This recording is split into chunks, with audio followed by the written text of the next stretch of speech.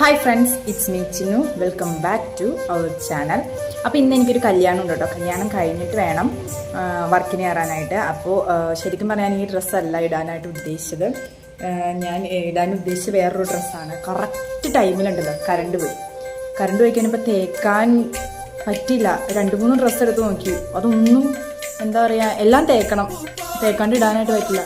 അപ്പോൾ ഞാൻ നോക്കിയപ്പോൾ ഈ ഡ്രസ്സ് ആവാനൊക്കെ ഷോൾ ഇങ്ങനെ പൊളിച്ചിട്ട് കഴിഞ്ഞ് കഴിഞ്ഞാൽ ടോപ്പ് തേച്ച് കഴിഞ്ഞാൽ പ്രശ്നമില്ല.